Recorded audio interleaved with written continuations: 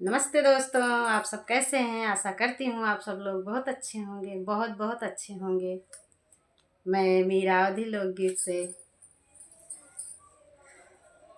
एक सोहर गीत लेकर आई हूँ। कुंभ पर है ये सोहर गीत। गंगा मैया और सरस्वती का स्नान करने वाला गीत है। एक स्त्री को जब बच्चा नहीं हुआ था, बहुत साल बीत गए थे और महाकुंभ आया, तो उसकी तो वो बोली अपने पति से कि हम कुंभ नहाने चलेंगे, वहाँ कुछ मांगेंगे, शायद हमें मिल जाए। तो उसकी सासू जो है कहती है, तुम तो बाझन हो, कुंभ कैसे जाओगी, क्या करोगी कुंभ नहा के, जैसी तैसी तुम्हारी ज़िंदगी है, बिता लो।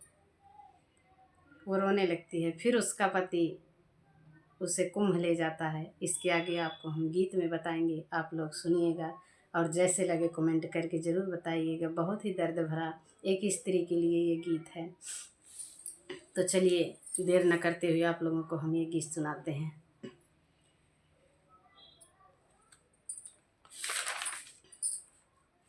मचिया ही बैठी है धनिया त पिया से आरज करई, पिया से आरज करई हो। पिया पिया लगाया है महाकुंभ मेलावा, चलना आसनवा चलना, आसन नवाई हो।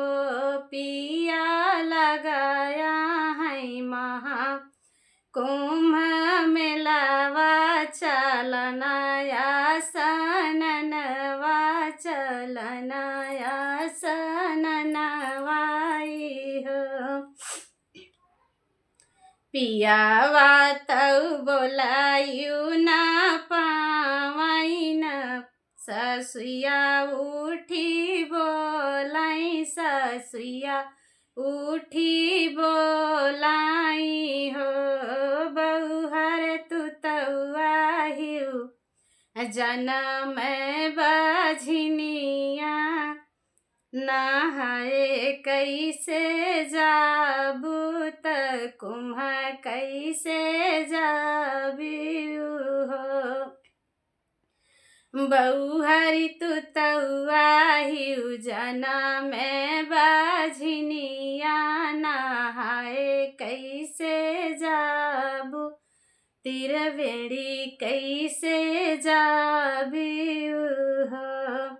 इतनी बचन सुन बहुहर तो अखियान आंसू ढूरई, अखियान आंसू ढूरई हो।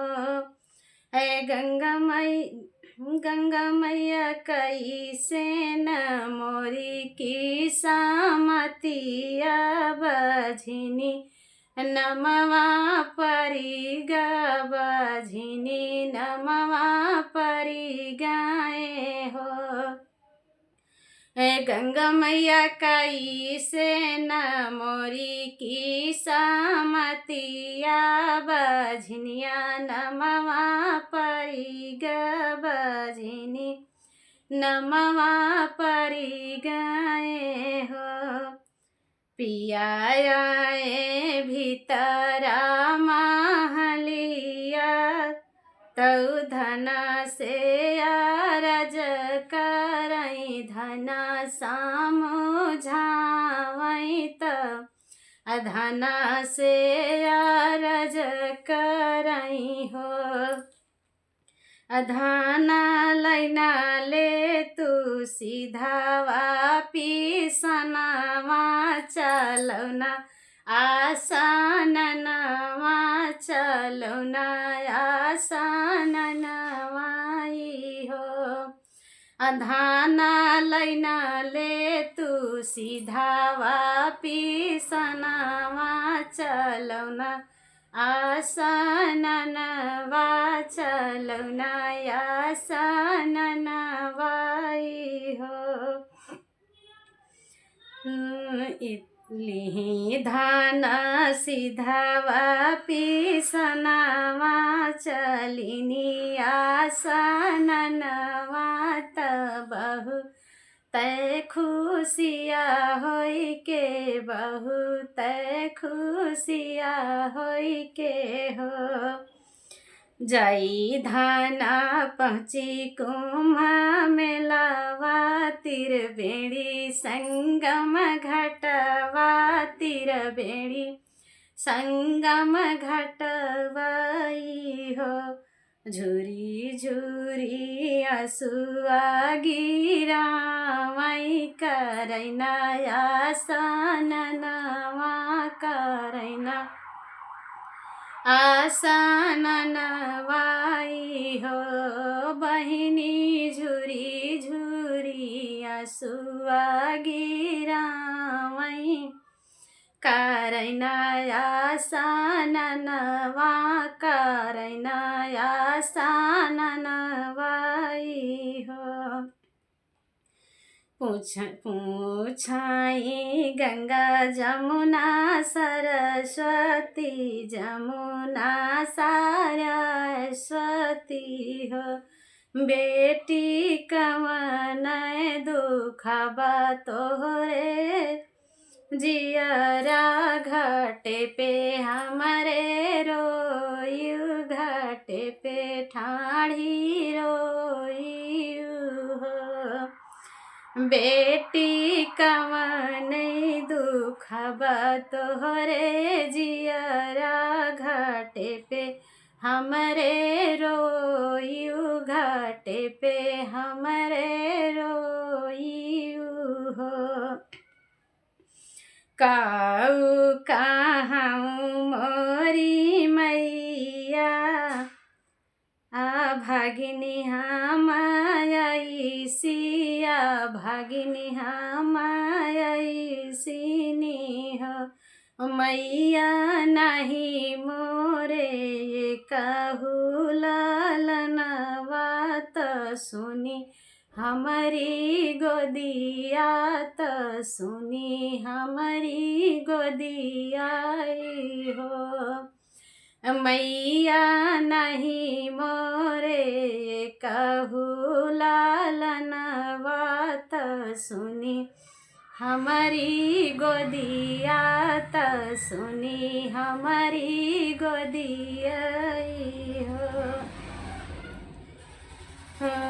मैया सासु बोलाई बोला हनवा नहाबू कैसे संगम नहाबू कैसे संगम हो मैया सासु बोलाई बोला हनवा नहाबू कैसे संगम नहाबू कैसे संगम हो बेटी एक डुबकी गंगा माई त दूसरी जमुना जी के दूसरी जमुना जी कई हो बेटी तीसरी नी डुबकी सरजू मैया लालना तोहरे होई हैं लालन तोहरे होई हैं हो बेटी एक डुबकी सरजू मैया की कोखिया लालन आवे कोखिया लालन होई हैं हो रामा तिस एक डुबकी रामा तिसरी डुबकी सरजू मैया लालन कोखियाया वही लालन कोखियाया वही हो एक डुबकी गंगा कैला गई त दूसरी जमुना जी के दूसरी जमुना जी कई हो रामती सारी डुबकी सरजू मैया के तलल न को खियाए ललन को खियाए नी हो। 8 महीना दीना बीती गए नवाए लालन भाए नवाए लालन भाए हो। रामा बजई लागी आंगने बधाइया उठना लागई सोहर उठना लागई सोहर हो। धन्य धन्य गंगा जमुना सरस्वती कुम्हाया आसन नवाह कुम्हा आसन नवाई हो। मैया जनम सफल होइगा हमरो ललन गोदिया दिउ ललन गोदिया खेलाई हो।